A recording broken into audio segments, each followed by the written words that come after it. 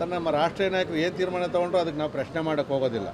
ಬದಲಾವಣೆ ಮಾಡ್ತಾರೋ ಮುಂದುವರಿಸ್ತಾರೋ ಅದು ಹೈಕಮಾಂಡ್ ಬಿಟ್ಟಂಥ ವಿಚಾರ. ಸರ್, ವಿಜಯೇಂದ್ರ ಅವರು ಧರ್ಮಸ್ಥಳಕ್ಕೆ ಕೊಟ್ಟಂತ ಮಾತಾಡಿದಾಗ ನಿಮ್ಮ ಪಕ್ಷದಲ್ಲೇ ಕೆಲವು ನಾಯಕರು ಅಸಮಾಧಾನ ಇಲ್ಲ, ಅಸಮಾಧಾನ ಅಲ್ಲ, ನಾವು ಕೂಡ ಅದೇ ಅಭಿಪ್ರಾಯನೇ.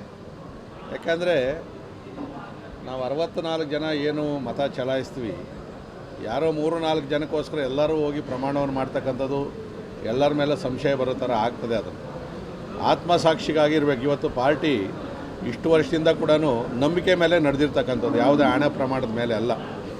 ಅವ್ರಿಗೇನು ಅಂದರೆ ಜೊತೆಯಲ್ಲಿದ್ದವ್ರು ಮೋಸ ಮಾಡಿದ್ರಲ್ಲ, ಯಾಕಂದರೆ ಸೀಕ್ರೆಟ್ ಓಟ್ ಆಗಿರೋದ್ರಿಂದ ಯಾರು ಹಾಕೋರೆ ಅಂತಲೂ ಗೊತ್ತಾಗಲ್ಲ. ಜನ ಹೇಳಿರೋದನ್ನ ನಂಬ್ಕೊಬೇಕು, ಈಗ ಎಲ್ಲರೂ ಅಪನಂಬಿಕೆಯಿಂದ ನೋಡ್ತಾರೆ. ಅದಕ್ಕೆ ಅಲ್ಲಿ ತೀರ್ಮಾನ ಆಗಲಿ ಅಂತೇಳಿ ಅವ್ರು ಹೊಂದಿದ್ದು ನಿಜ.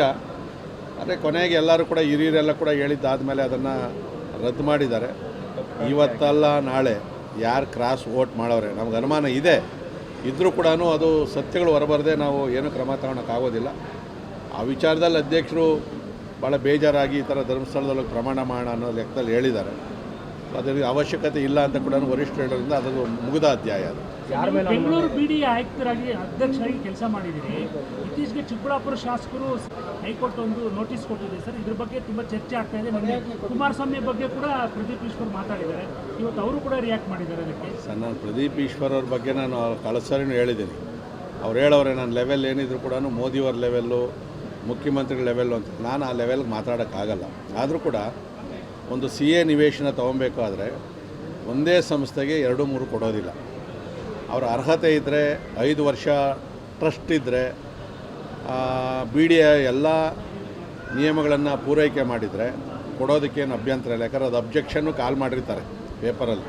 ಅವಾಗೇನು ಅಬ್ಜೆಕ್ಷನ್ ಇಲ್ಲ ಅಂತ ಹೇಳಿದಾಗ ಬೋರ್ಡ್ಗೆ ಅಧಿಕಾರ ಇದೆ ಕೊಡ್ತಕ್ಕಂಥದ್ದು. ಆದರೆ 2-3 ತಗೊಳ್ಳೋವಂಥ ಒಂದೇ ಸಂಸ್ಥೆ ಕೊಡೋವಂಥ ಅವಕಾಶಗಳಿಲ್ಲ ಅಲ್ಲಿ BDAನಲ್ಲಿ. ಆ ಥರ ಏನಾದರೂ ಕೊಟ್ಟಿತ್ತು ಅಂದರೆ ದುಡ್ಡು ಕೊಟ್ಟೆ ತೊಗೊಳೋದು, ಏನು ಪುಕ್ಸೆಟ್ ಏನು ಕೊಡೋಲ್ಲ. 30 ವರ್ಷ ಲೀಸ್ ಕೊಡ್ತೀವಿ, ಪ್ರತಿ ತಿಂಗಳು ಬಾಡಿಗೆ ಕಟ್ಟಬೇಕಾಗ್ತದೆ. ಹಂಗಂತೇಳಿ ದುಡ್ಡು ಕಟ್ಟಿದ ತಕ್ಷಣ ಎಲ್ಲ ಅದು ನಿಯಮಾನುಸಾರ ನಡೆದೈತೆ ಅಂತಲ್ಲ. ಯಾರೋ ಕೋರ್ಟ್ಗೆ ಹೋಗಿದ್ದಾರೆ, ಕೋರ್ಟಲ್ಲಿ ನೋಟಿಸ್ ಕೊಟ್ಟಿದ್ದಾರೆ. BDAನಲ್ಲಿ ಆ ಥರ ಇದ್ದರೆ ರದ್ದು ಮಾಡೋವಂಥ ಅವಶ್ಯಕತೆ ಅವಕಾಶ ಕೂಡ ಇದೆ.